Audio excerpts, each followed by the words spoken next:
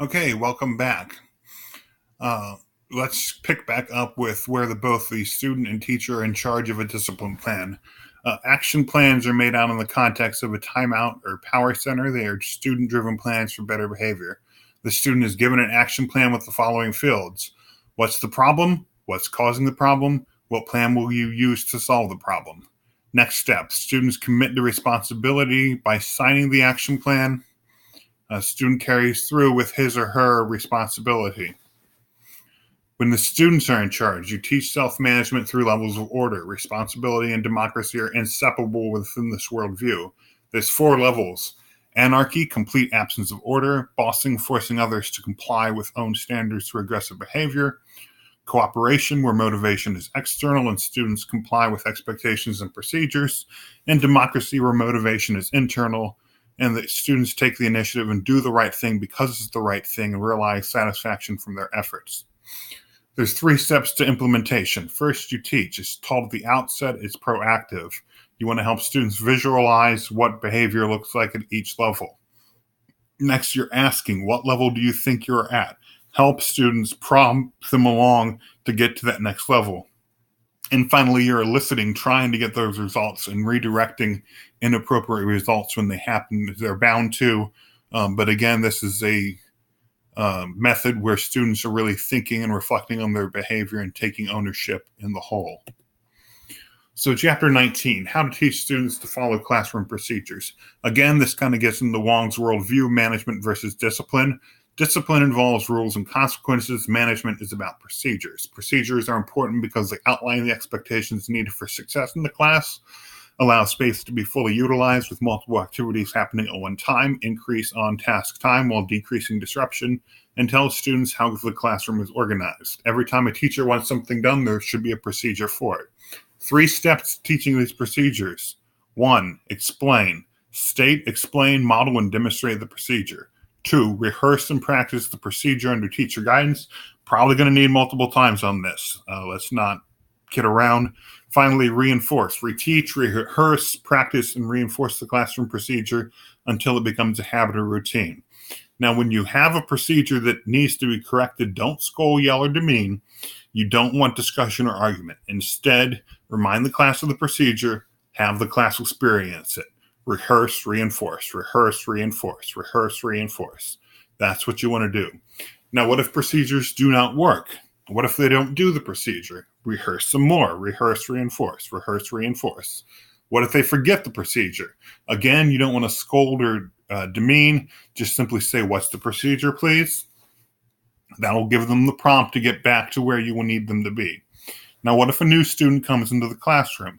Give them a copy of the procedures, explain what they are and why they exist, and that you will help them, but they'll likely learn by watching. There's a great anecdote about a student who stands up. Nobody else is standing up, so he sits back down. Really, students will learn through the culture and the climate within the classroom.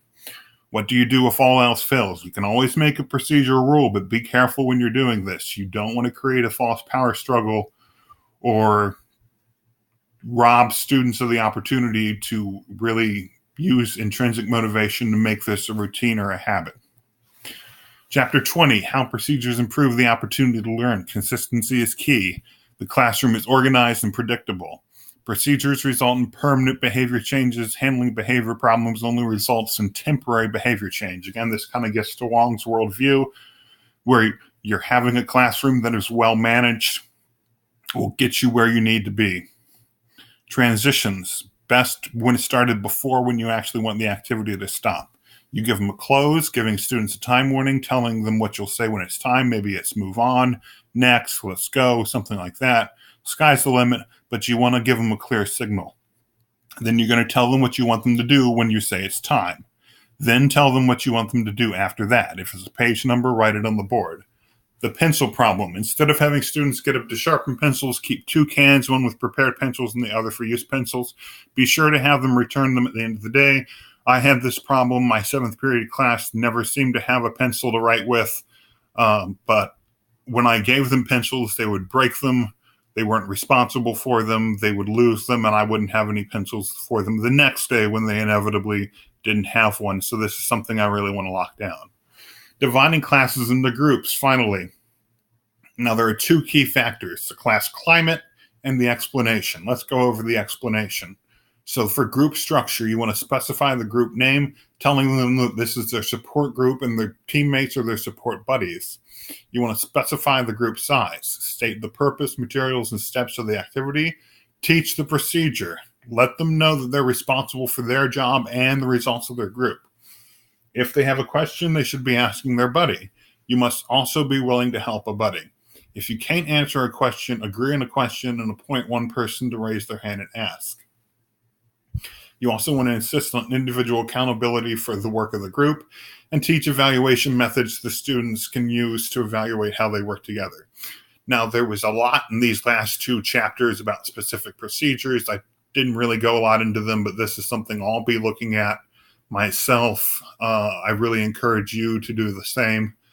I currently don't have a job for next year, so I'm probably going to be substitute teaching, but I feel like there's a lot I can learn from this book in that regard to really use this time wisely to hone my skills as a teacher and working in a given classroom.